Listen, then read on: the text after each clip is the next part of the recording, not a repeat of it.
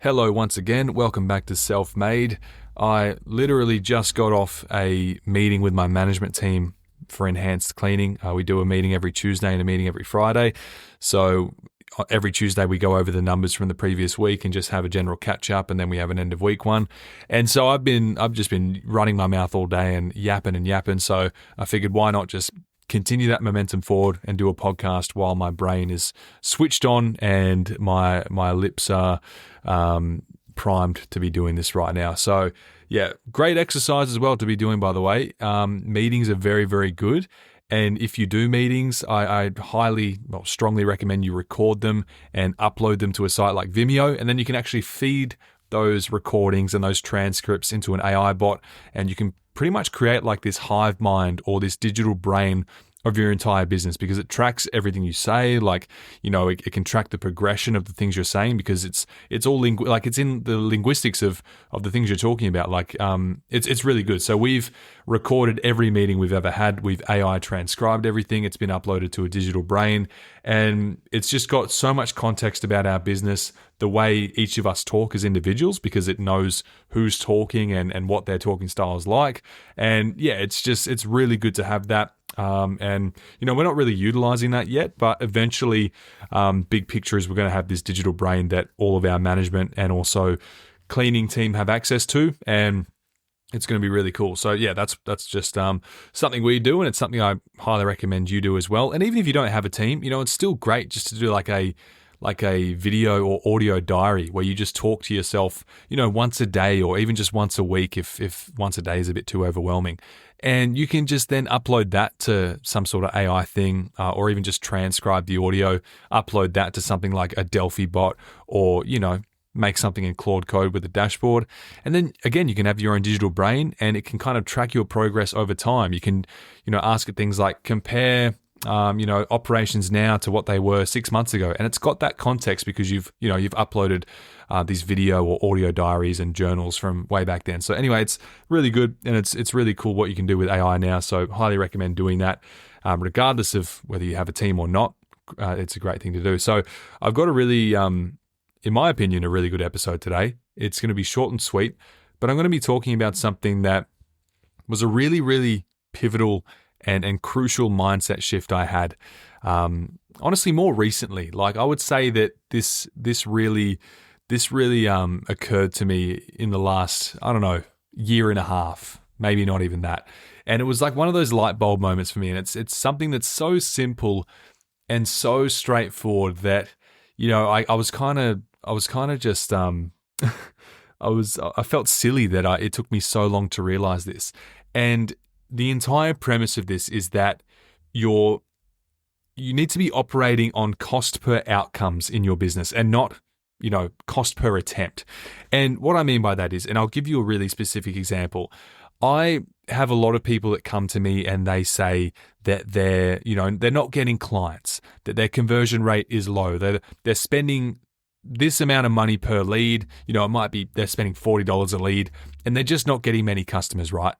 And I always end up asking the question, so, you know, over the last, 20 or 30 quotes you've done, or however many it is, how many customers did you get? And the answer is never zero, right? Like, if you've done 20 or 30 in-person quotes or whatever you do, like, you're going to get some out of that. So the answer is usually something along the lines of, we've closed 10 to 20%, which, yeah, a lot of people seem to think that's low. But then you just reframe it and you're like, okay, so you've spent $40 per lead to get, let's just say, 10 leads, and the 10th one is the one that says yes. So you've effectively spent $400 to get a client. Now, let's have a look at your lifetime value of a client. Let's just say it's $5,000. Actually, it'll be more than that, $5,000 per year. So, let's say average client stays for 2 years, 5,000 times 2, you got $10,000 lifetime value.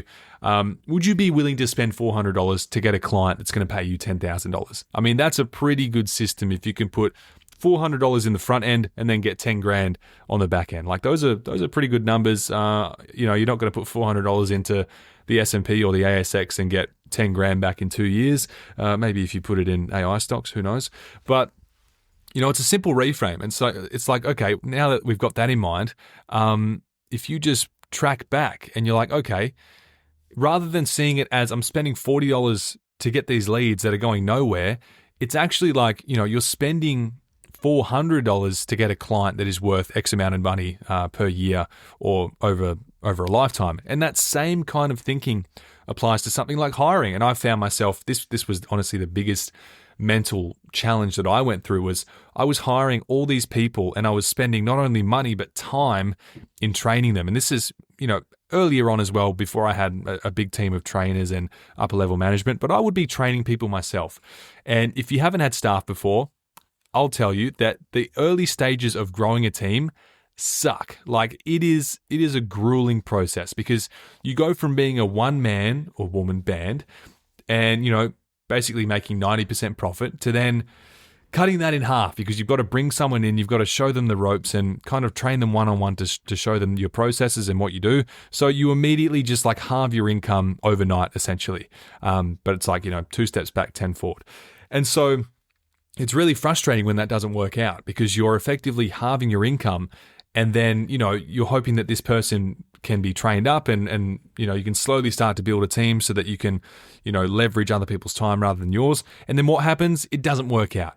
How often does the first hire ever turn out good? Not very often, especially when we don't know what we're doing. So it was a really big mental challenge for me, because it was so demoralizing, where I was not only spending time because I was, having to give them pretty much half the income when I was starting out, but I was also sacrificing, like my time. Like I'm there training them one-on-one and, it's not working out and it just sucked. And those were some of the moments where I was really questioning everything. Like that is one of the times that is really going to challenge you as a business owner and as a person.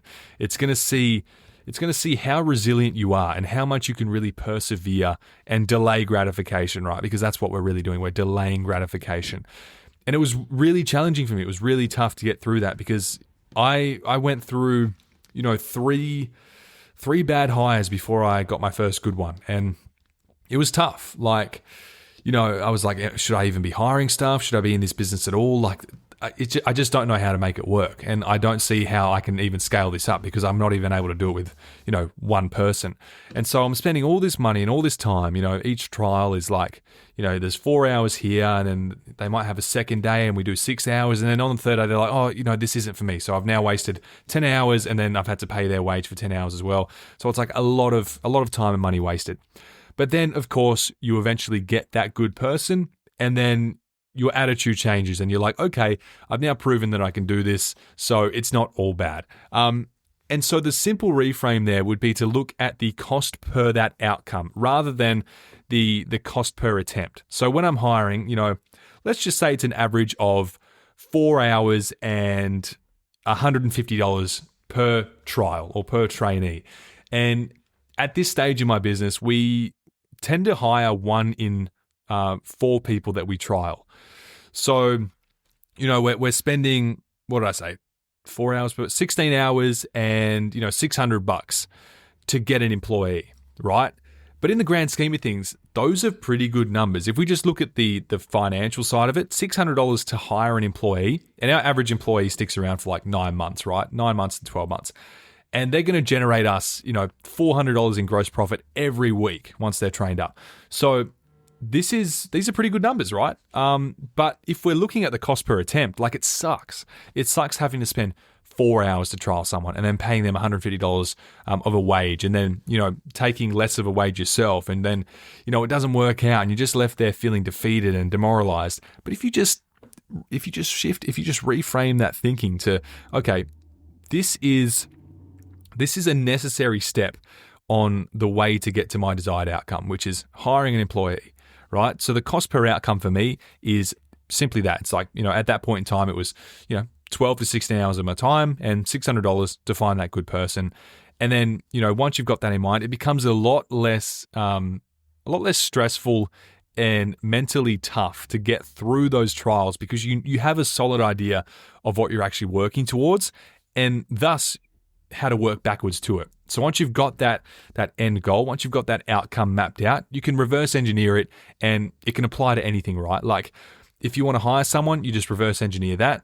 Think about what the average cost of time and money will be, and then you can be like, okay, this is the conversion rate. Like if we trial 5 people, hire 1, I need to trial this many people and spend this much time and money if I want to hire this many people. Same thing with leads. Like I need this many leads at this cost per lead, and my conversion rate is this. So I need 10 leads in order to get 1 customer, and the lifetime average value of that customer is X. So I need to spend this to get that. And it can apply to everything. I was this is kind of funny actually. I was talking to one of my friends who was like, he's on the dating scene right now, and he's going on a lot of first dates with different potential partners, and they aren't really leading anywhere. And he's like, man, this is expensive, because he's like taking them out to dinners and stuff like that. And it's like, I forgot what he said, like $120 for these dates he's going on. First of all, I was like, man, just take him to Yochi. Take him for coffee. Like, why do that? And he's like, no, I want to, I like taking them to dinner, and, that's my kind of vibe. I'm like, okay, fair enough.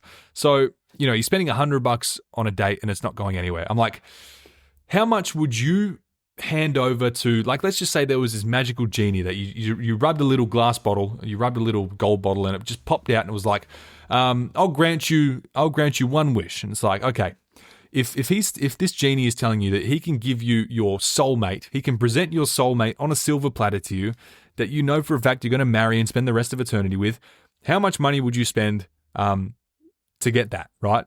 If you knew that this was your soulmate, your life partner, how much would you be willing to spend to get that person? He said like $100,000. I'm like, okay, sure, $100,000. Pretty reasonable, to be honest. Like if we're talking about a life partner, like a lot of people will put that kind of price tag on it.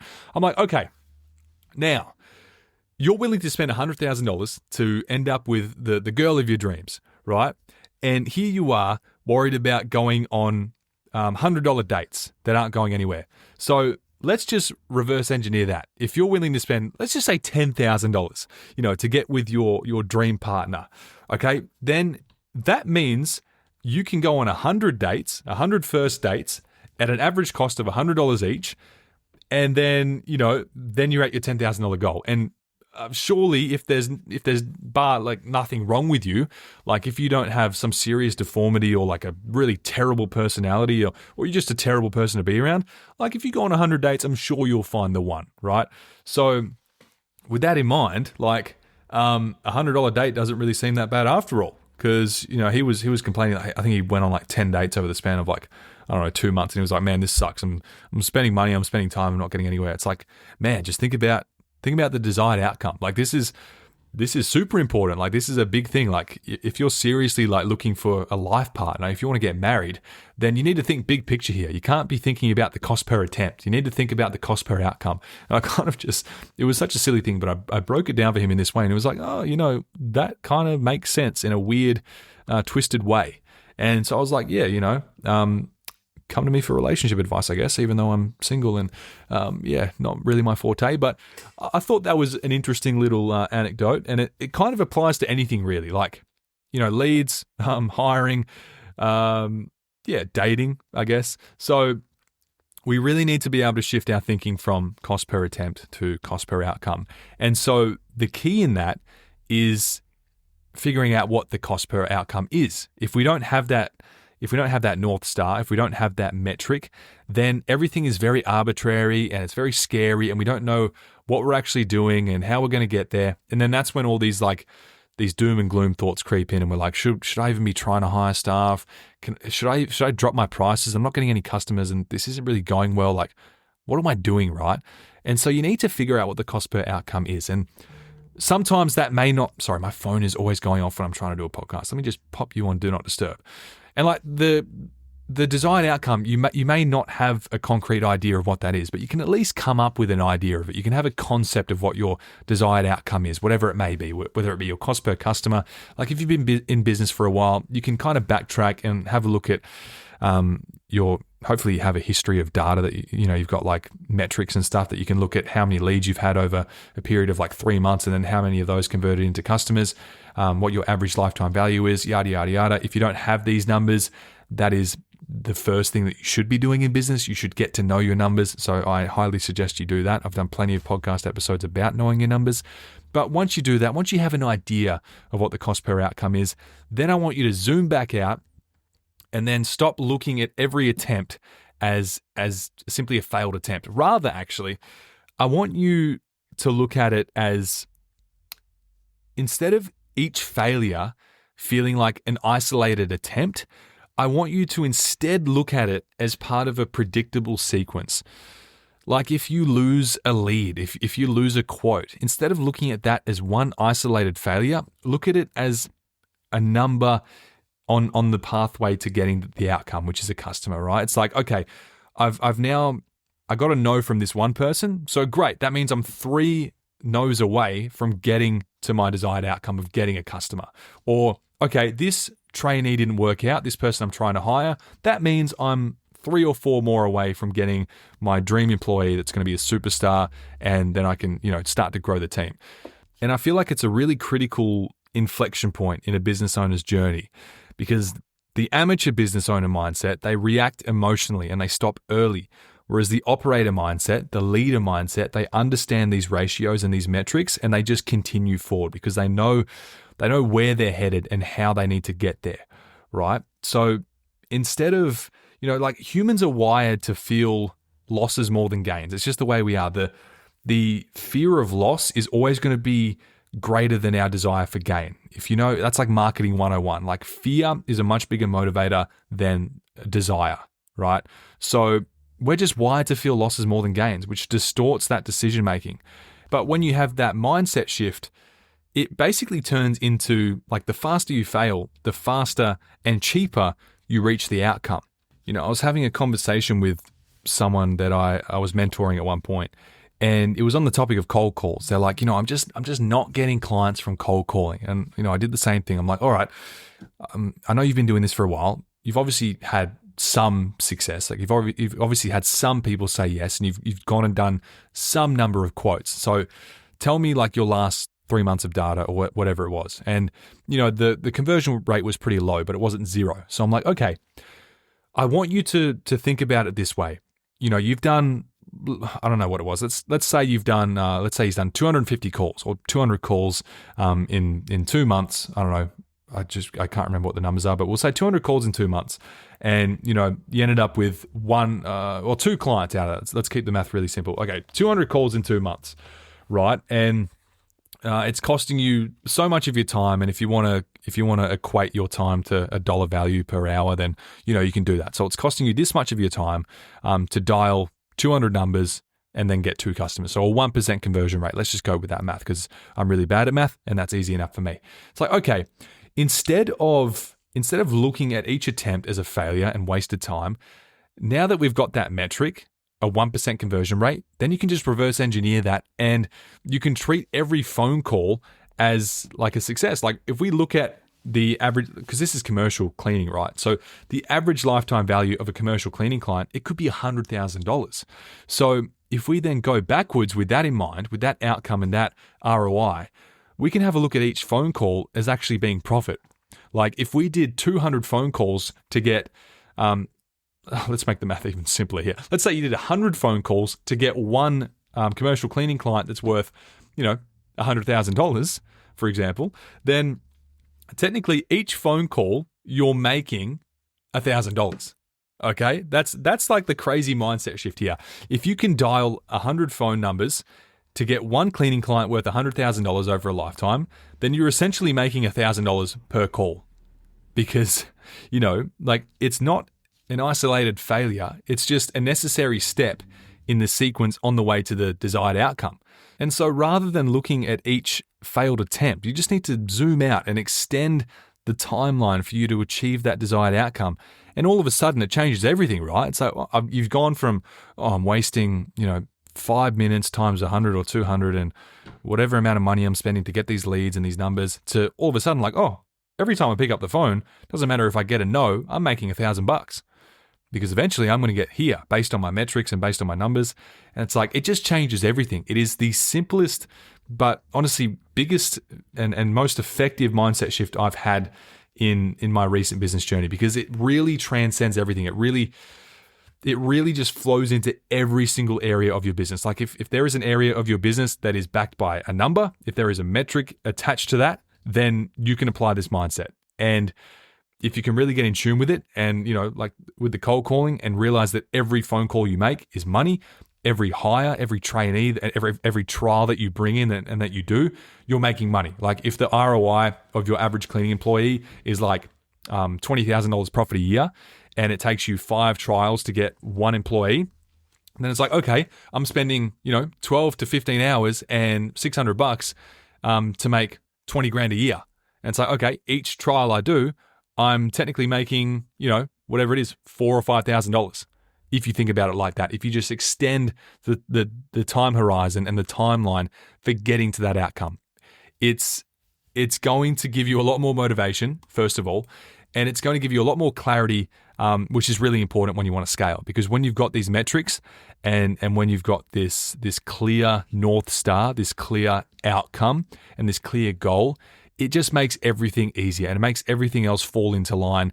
And you're able to look both backwards and forwards with a lot more certainty. And so just to wrap this all up with a nice little bow on top, I just want to leave you with this one simple exercise. We'll call it the calculate your cost per win. I just want you to pick one area, whether it be hiring, cold calling, getting leads, or getting clients. Look at your last 10 to 20 attempts, or however many you want, depending on how much volume you have. See how many attempts there were, how many actual wins or yeses or whatever the success metric is. Then calculate the conversion rate. For example, like 10 leads, 1 client, that's a 10% conversion rate. Then just add up the total cost of those attempts, whether it be money, the ads, the wages, or even your time spent. So give yourself an hourly rate, could be $100 an hour, and then just correlate that with the time spent doing whatever it is you're doing. And then divide the total cost by the number of wins. So now you have your real cost per outcome. And then the final step, just write that down and keep it visible. So just write this simple sentence, just say, it costs me X amount of money to get one, desired outcome. It costs me $2,000 to get one ideal employee, or it costs me $250 to get my ideal client, or it costs me $5,000 to get my ideal romantic partner, whatever it is. It can be anything. And that forces you to stop reacting to individual failures and start operating based on numbers and based on outcomes. So I hope you found that interesting. I hope that was insightful. That was a really big and an important mindset shift in my recent years. And it's something that it's a common sort of question I get. It's a common angle that I'm often faced with when I'm dealing with like a mentoring client, or even just colleagues I have in business, and clearly like friends that are dating.